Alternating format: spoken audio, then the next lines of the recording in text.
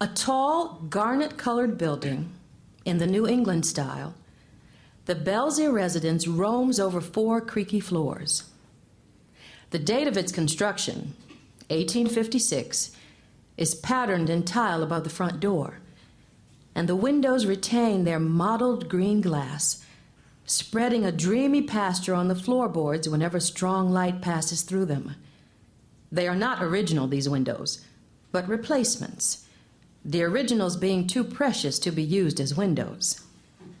Heavily insured, they are kept in a large safe in the basement. A significant portion of the value of the Belsey house resides in windows that nobody may look through or open. The sole original window is the skylight at the very top of the house, a harlequin pane that casts a disk of vari-colored light upon different spots on the upper landing as the sun passes over America, turning a white shirt pink as one passes through it, for example, or a yellow tie blue. Once the spot reaches the floor in mid-morning, it is a family superstition never to step through it. 10 years earlier, you would have found children here wrestling, trying to force each other into its orbit. Even now, as young adults, they continue to step round it on their way down the stairs. The staircase itself is a steep spiral. To pass the time while descending it, a photographic Belsey family gallery has been hung on the walls following each turn that you make. The children come first in black and white, podgy and dimpled, haloed with curls.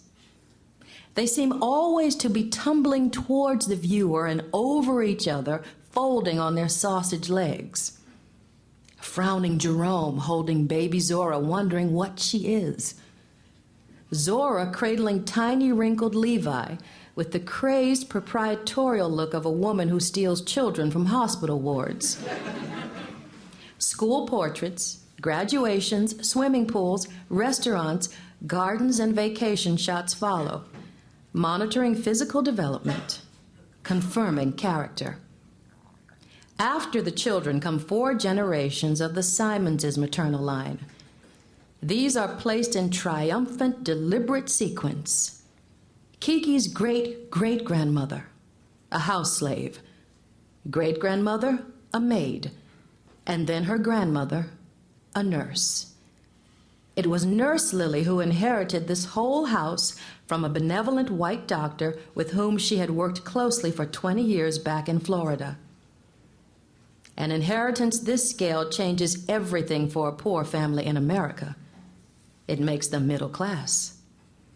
And 83 Langham is a fine middle-class house, larger even than it looks on the outside, with a small pool out back, unheated and missing many of its white tiles, like a British smile. Indeed, much of the house is now a little shabby, but this is part of its grandeur. There is nothing nouveau riche about it. The house is ennobled by the work it has done for this family. The rental of the house paid for Kiki's mother's education. A legal clerk, she died this spring past, and for Kiki's own. For years, it was the Simonses' nest egg and vacation home. They would come up each September from Florida to see the color. Once her children had grown, and after her minister husband had died, Howard's mother-in-law, Claudia Simons, moved into the house permanently and lived happily as landlady to cycles of students who rented the spare rooms. Throughout these years, Howard coveted the house. Claudia, acutely aware of this covetousness, determined to pervert its course. She knew well that the place was perfect for Howard, large, lovely, and within spitting distance of a half-decent American university that might consider hiring him. It gave Mrs. Simons joy, or so Howard believed, to make him wait all those years. She tripped happily into her 70s without any serious health problems. Meanwhile, Howard shunted his young family around various second-rate seats of learning.